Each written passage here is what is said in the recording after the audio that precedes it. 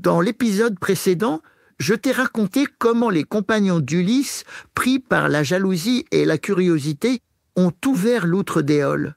Cela a provoqué une terrible tempête qui a éloigné les navires d'Ithaque, laissant les marins perdus au milieu de la mer, fatigués et sans espoir. Épisode 13, l'arrivée chez les Lestrygons. Pendant plusieurs jours, les bateaux dérivent sans direction claire. Les marins, fatigués et découragés, ne savent plus s'ils reverront un jour leur patrie. Puis, un matin, une île surgit à l'horizon. Immense, sauvage, entourée de falaises, elle semble cacher un port profond naturel, calme comme un lac, protégé de tous les vents. Les compagnons, épuisés, voilà une bénédiction. Ils font avancer les navires dans cette crique étroite et tranquille où la mer est si claire que l'on voit les rochers tapissés d'algues tout au fond. Les falaises qui entourent le port forment de véritables murailles, hautes, massives, et donnent l'impression que l'on est dans un puits géant. Ulysse, prudent, observe cette crique trop parfaite d'un œil méfiant. Il ordonne que son propre navire reste à l'extérieur, amarré en pleine mer, pendant que les autres bateaux entrent les uns derrière les autres dans le port abrité. Le silence règne. Pas un souffle de vent, pas un oiseau dans le ciel. Tout est immobile. Ulysse envoie un groupe d'hommes explorer l'île pour trouver de la nourriture et des habitants.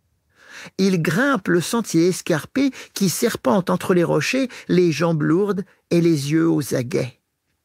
En haut de la colline, il découvre une ville étrange, des maisons énormes aux portes beaucoup plus hautes qu'un homme, aux fenêtres taillées comme des cavernes. Sur la place, ils aperçoivent une femme gigantesque, aussi grande qu'un arbre.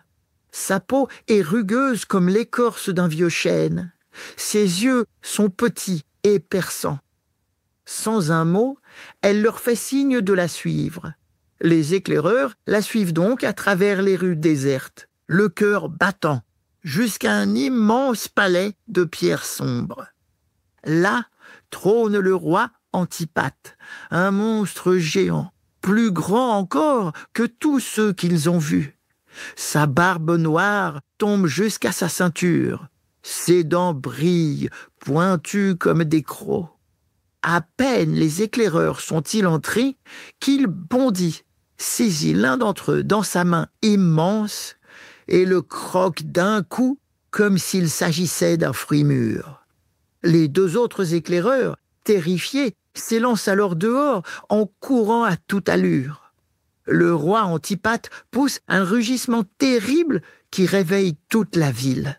Des dizaines de géants surgissent des maisons, armés de lances, de troncs d'arbres, de rochers énormes. Le sol tremble sous leurs pas. Les éclaireurs dévalent le sentier, hurlant à leurs compagnons « C'est un piège! Fuyez! Fuyez !» Mais trop tard, les Lestrygons ont déjà envahi le sommet des falaises qui entourent le port. Ils lèvent leurs bras puissants et commencent à lancer des pierres gigantesques. Les premiers projectiles s'abattent sur les mâts, brisant le bois en éclats. Les navires, prisonniers de la crique étroite, ne peuvent ni fuir ni se défendre. Les marins crient, plongent dans l'eau, tentent de s'accrocher aux débris.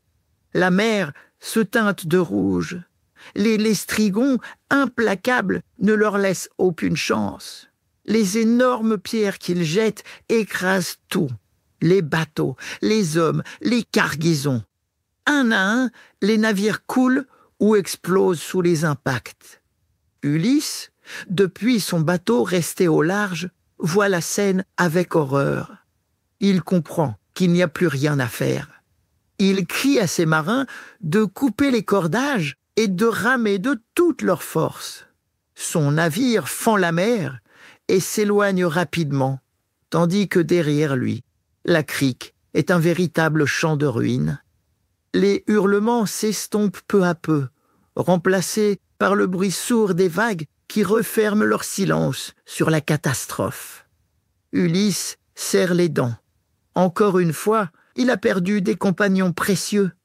Encore une fois, il a dû continuer, seul, ou presque.